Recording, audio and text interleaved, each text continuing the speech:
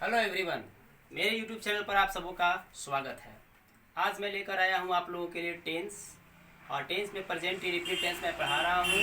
पिछले वीडियो में हमने प्रेजेंट इंडेफिनिट टेंस के सिंपल सेंटेंस पढ़ाया था और सिंपल सेंटेंस के जितने भी फॉर्म हैं, स्ट्रक्चर हैं, बाय स्ट्रक्चर हमने अफर्मेटिव से लेकर के WH प्लस नेगेटिव तक 6 फॉर्म को ट्रांसलेट करने का तरीका और मेथड जो है हमने समझाया था।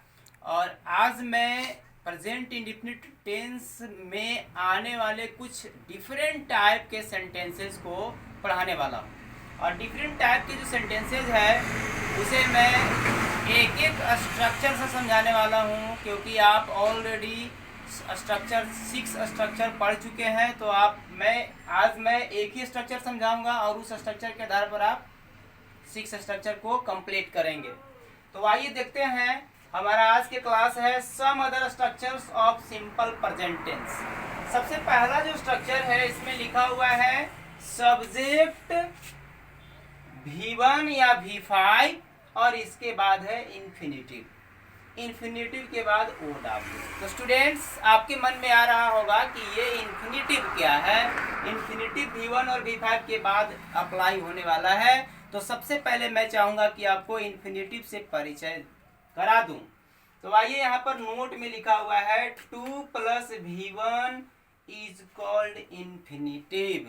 इन्फिनिटिव कहते किसे हैं? तो यदि मेन वर्ब का फर्स्ट फॉर्म प्रीपोजिशन 2 के बाद आता है तो वह 2 + V1 को ही इन्फिनिटिव कहा जाता है। तो स्टूडेंट्स, प्रेजेंट इंडेफिनिट टेंस में आज मैं आप लोगों को इन्फिनिटिव को यूज करना सिखाऊंगा। इन्फिनिटिव कहाँ यूज करते हैं और कैसे करते हैं। तो स्ट्रक्चर हमारा कह रहा है क्या कि यदि इस सेंटेंस में इन्फिनिटिव आता है, इन्फिनिटिव को हम पहचानेंगे कैसे? तो आप बड़ी ही आसानी से पहचान सकते हैं। यदि किसी सेंटेंस में दो मेन वर्ब आपको दिखाई दिया, 2 मेन वर्ब, तो समझ लीजिए कि वह इन्फिनिटिव के रूप में मेन वर्ब एक आया है।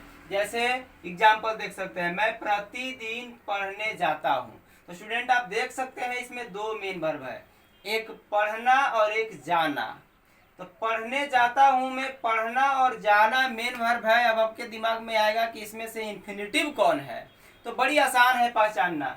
कैसे हम इन्फिनिटिव को पहचानेंगे? तो सबसे पहले जो मेन वर्ब है उसको हम पहचान लेंगे तो ऑलरेडी इन्फिनिटिव समझ में आ जाएगा।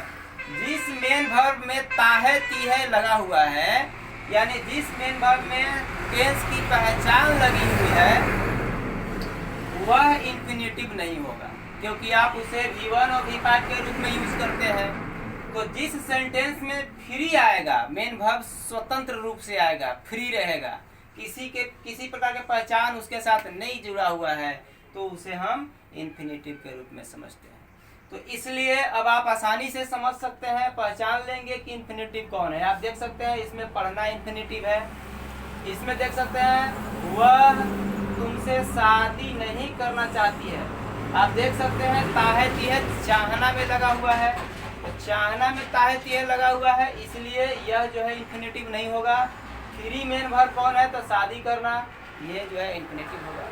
तो इस प्रकार के कुछ सेंटेंसेज आने वाले हैं। यदि सेंटेंस आएंगे तो उसे हम ट्रांसलेशन कैसे करेंगे, आइए देखते हैं एग्जांपल के माध्यम से।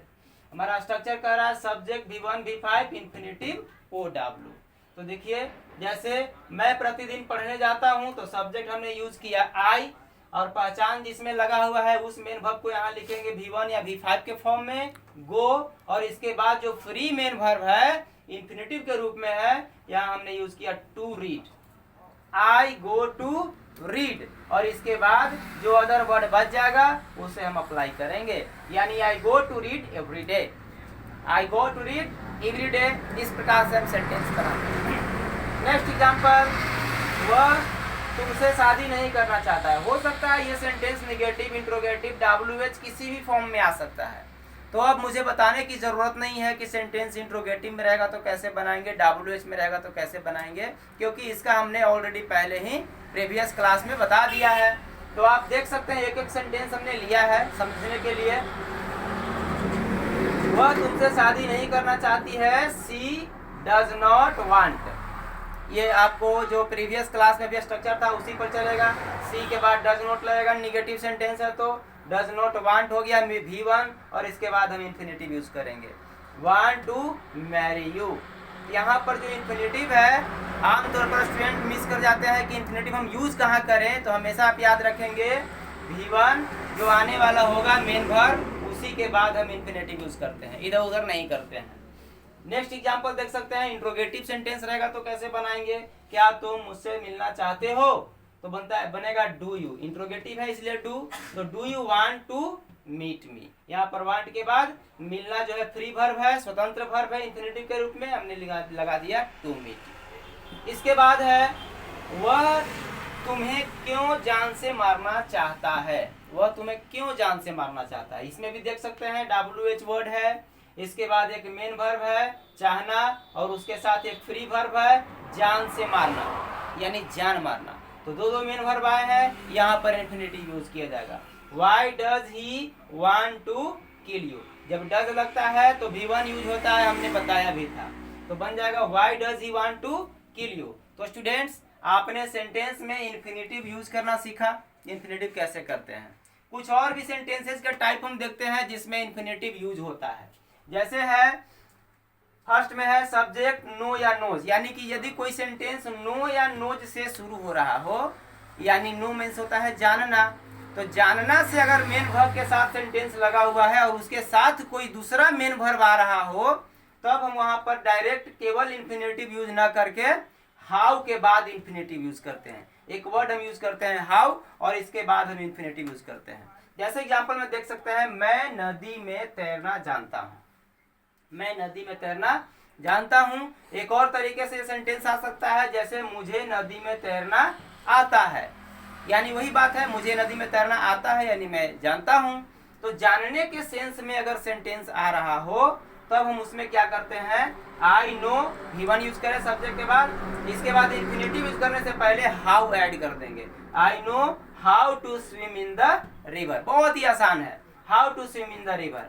अब मन में सवाल आया कि हम कैसे पहचानेंगे कि इन्फिनेटिव में कहाँ 2 + V1 कहाँ हाउ 2 + V1 यूज होगा, तो बहुत ही आसान है पहचानना। जानना और चाहना ये दोनों में अंतर है, अगर चाहता है लगा हुआ है तो हम यहाँ पर इन्फिनेटिव यूज करेंगे, और कोई चीज जानने की बात कर रहा है, टैलेंट की बात कर रहा हो, किसी चीज को जानने का सेंस दे रहा हो, तब हम हाउ टू का यूज करते हैं। बस दोनों में यही थोड़ा सा का अंतर है।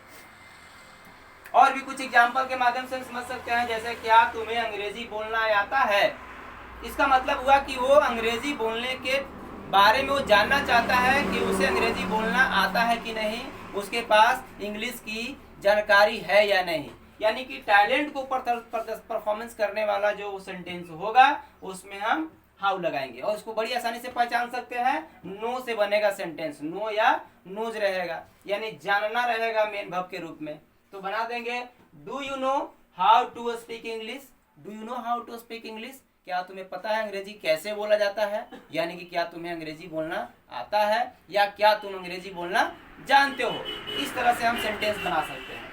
और दूसरा सेंटेंस, तीसरा सेंटेंस भी देख सकते हैं, जैसे तुम खाना बनाना क्यों नहीं जानते हो, WH भी आ सकता है, तो WH वर्ड लिखेंगे पहले, उसके सब्जेक्ट के अनुसार डू डज लगाएंगे, चूंकि WH नेगेटिव दोनों है, हमने डोंट यूज किया है, सब्जेक्ट यू हो गया, मेन वर्ब नो हो गया, और इसके बाद हाउ टू कुक यूज कर दिए। हमने बनाया why don't you know how to cook, तुम्हें खाना बनाना क्यों नहीं आता है या तुम खाना बनाना क्यों नहीं जानते हो। तो स्टूडेंट्स आपने इन्फिनेटिव के बारे में सीख लिया, कैसे हम इन्फिनेटिव यूज करते हैं। अब जो है इन्फिनेटिव के अलावे बेयर इन्फिनेटिव के बारे में हम लोग जानने की कोशिश करेंगे। बेयर इन्फिनेटिव नेक्स्ट स्ट्रक्चर में हमारा है सब्जेक्ट प्लस V1 या V5, इसके बाद ऑब्जेक्ट और इसके बाद बेयर इन्फिनेटिव लिखा हुआ है। तो बेयर इन्फिनेटिव क्या है इसको जान लेते हैं। यदि कोई भी वर्ब ऑब्जेक्ट के बाद आता है, वर्ब का फर्स्ट फॉर्म यदि ऑब्जेक्ट के बाद आता है तो उसे बेयर इन्फिनेटिव कहा जाता है।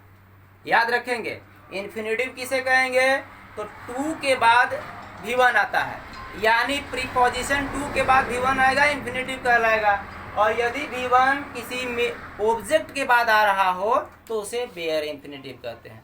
तो बेयर इन्फिनेटिव भी प्रेजेंट इंडेफिनिट के सेंटेंस में यूज किए जाते हैं। जैसे मैं उसे अक्सर खेलते देखता हूँ, आप देख सकते हैं ताहू लगा हुआ है, मैं उसे अक्सर खेलते देखता हूँ। I often see him play, यहाँ पर देख सकते हैं ऑब्जेक्ट के बाद V1 आया है, see him play. Next example भी समझ सकते हैं, वह मुझे हमेशा पढ़ाते देखता है, बनेगा he always looks me teach.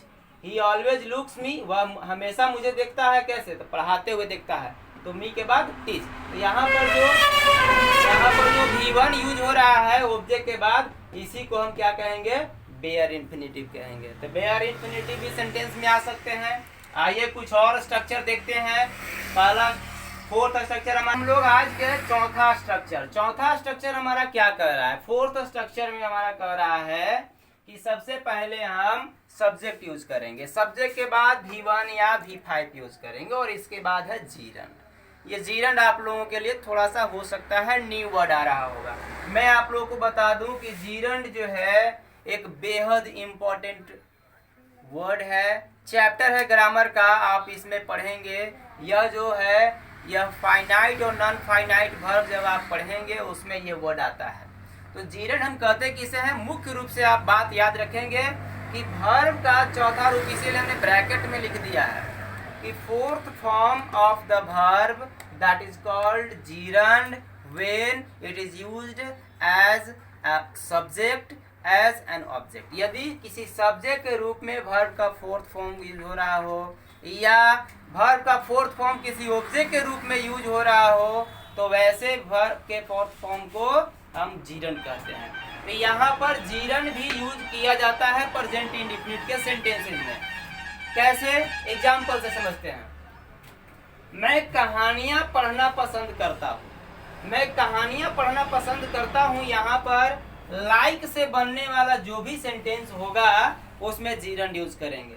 I like reading, I like swimming, I like dancing, I like singing, I like teaching.